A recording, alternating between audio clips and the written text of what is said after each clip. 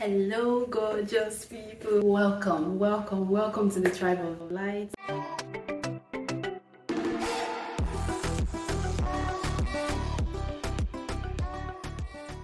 How is everyone doing? I am doing very fine. As you can see, I'm so grateful for life.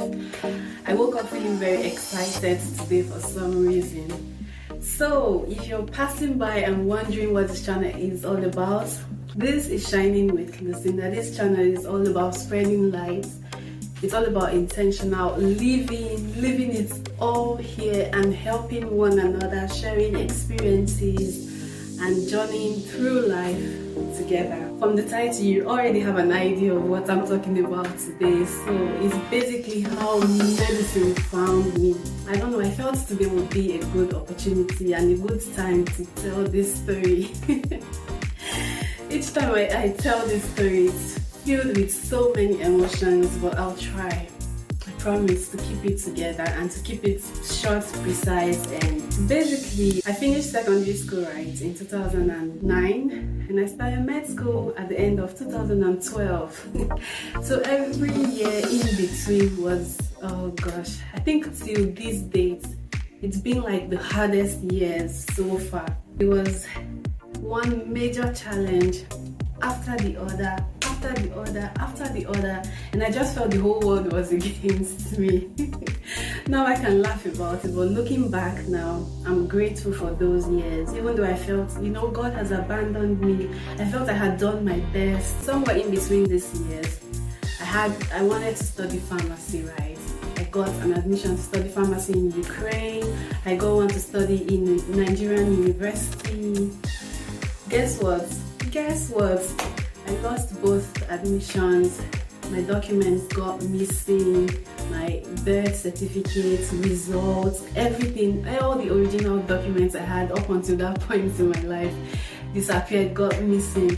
So at the end, I lost both admissions, and then I had to go to keep my sanity because I was going, I don't want to say going crazy, but I was just very unhappy with everything that was happening. Apart from the educational part, it was family, it was life experiences. So med school, let's get back to where the journey started. 2012. So my mom called me one day. After losing all these admissions, I couldn't really go to school, and then to keep my brain working, my aunt who lectures, oh may God bless her soul, she got an admission, just a provisional sort of admission in a polytechnic somewhere in Nigeria. So I ended up going there, just going for classes and trying to distract myself from all that was happening in my life at that time. So one day, my dear mom, God bless all the mothers and all the parents out there who do the best for their children. She calls me up and she's like, Lucy, guess what? I'm like, she was so excited. I'm like, Mommy, what? And she was like, so it's good news, I got admission for you to study pharmacy in Romania.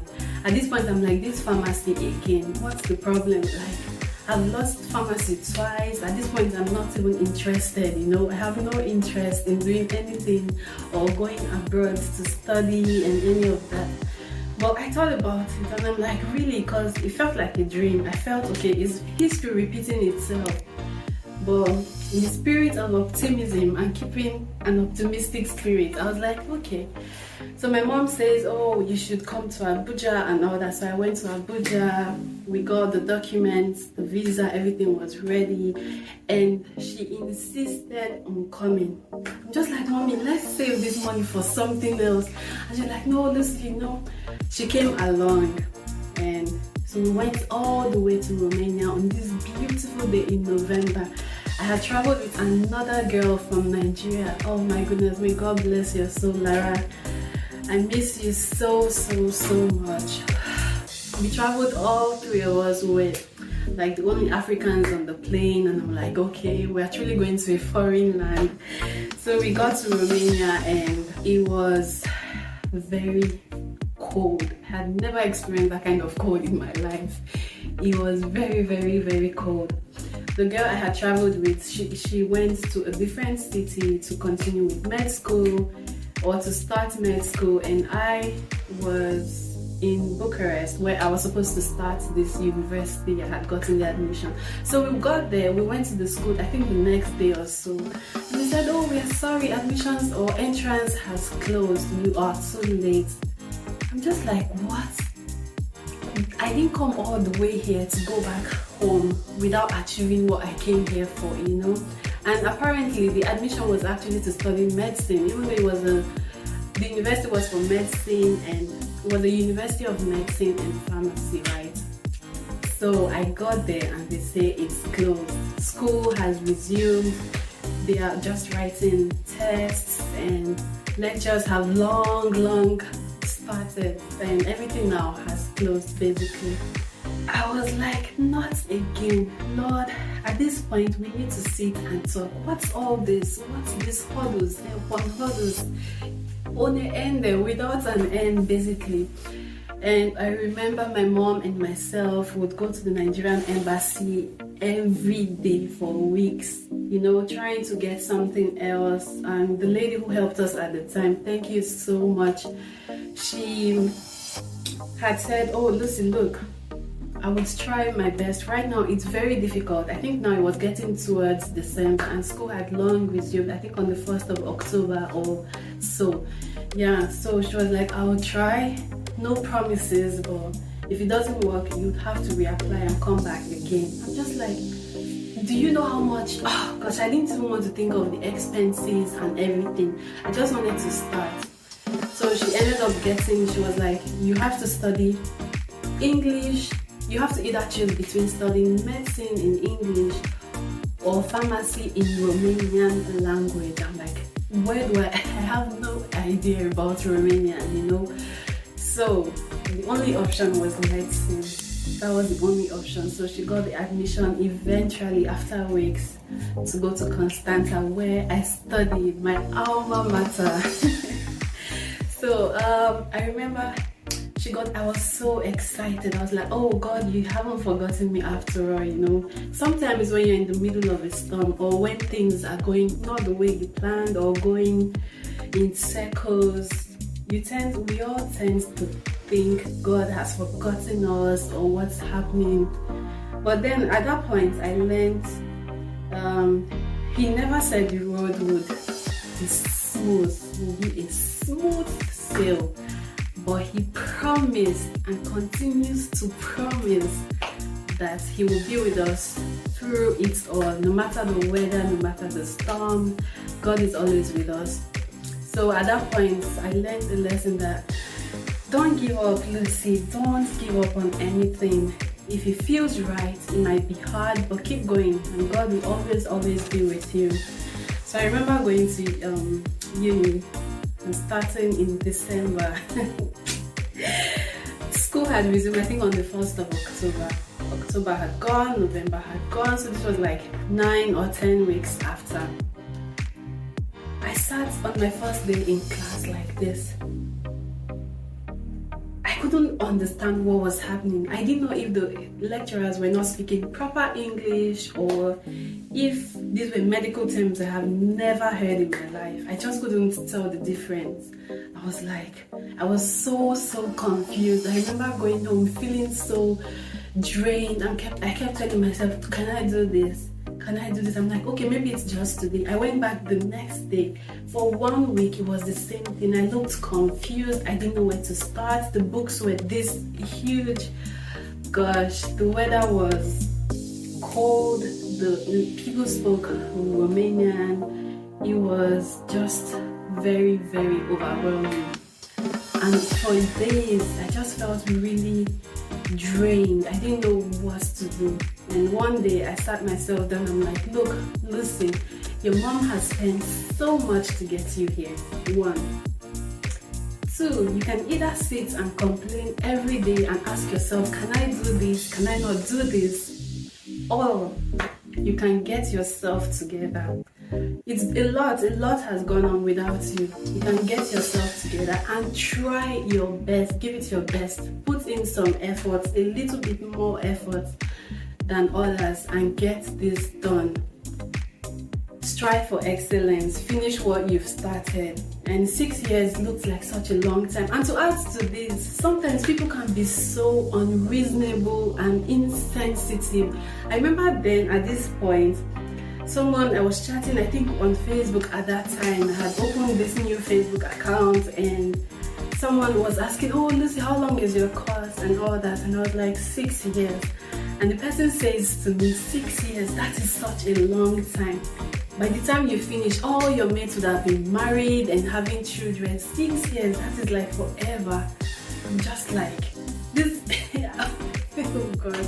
Thank God I didn't listen to such things. I was just like the myopic view, how people see things. 6 years will pass. It doesn't matter what you're doing. 6 years will pass. If you are sitting at home, if you are, the 6 years will still pass. If you're studying for 2 years, 6 years will still pass. So it doesn't matter at the time. I'm telling you this, time will always pass. So you better just do what you've been called or positioned to do. Anyway, that was by the way. So I told myself, you know what, I'm going to give it my best. I prayed and I asked God to please help me. I've been through a lot and I'm going to give all my energy to this, and hopefully it works. That was the beginning of greater things, of excelling. You know, it wasn't easy, but I just saw I excelled. I missed a lot of tests, which I got to do the next year in the summer. So I wasn't able to travel that summer. I stayed back to write all the exams and things I had missed, or the things I couldn't catch up with. And I excelled, I passed, I went on to second year.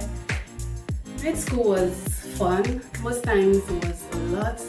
And I remember I looked forward to the summers. The summers, I would go on this work and travel trips to America where you work and work and work. Just so I had enough money to support my mom with, you know, taking care of myself, taking care of the bills. Because my mom had to send money from Nigeria. And if you convert Nigerian Naira to Euros, you will understand like the difference was so much. Each time I worked, you had some people would treat you like trash. Oh gosh, I remember once I went cleaning these condos with a friend of mine, and we never got paid for doing that job up until today. But all those times I kept saying, this is not the final destination. This will just help get me to where I'm trying to go. So if you have to do small jobs and things along the way, do it with all your might, do it with all your power, and know within you it's only for a specific time, it's not forever. Towards the end of med school, I was like, you know what, med school is almost over. I'm not going back to Nigeria for now. I will go back in the future, and moving to a new place would require money. I started thinking of, okay, how do I save up? How do I do this? You know, thinking of the bigger picture afterwards. And then I started Low Creations. This is from Low Creations. Basically, I started making beads and stuff. I would go to uni, come back. I had orders. Thank you to everyone who supported me back then. You know, I would come back and I found so much joy doing them. Go to uni, go to clinicals at the hospital, come back, get my work done, give supply to people. It felt really good, you know. And at that point I learned, if you're doing a professional course, it doesn't matter if it's professional or not, having a skill is very essential. Very essential. I believe in education and skills, and those two together, if one does not work out, or if you're working towards one, you can use the other one. So that is also very important. And so fast forward to 2018, guess who graduates med school? Me. It was such an emotional day. I was really grateful, and oh gosh, just thinking about it now, I was like, oh gosh, I'm feeling so emotional. But yeah, so med school, I would say, was challenging. It was very, very challenging, but there were also the fun parts of meeting new people, having friendships that have gone on years and up until now.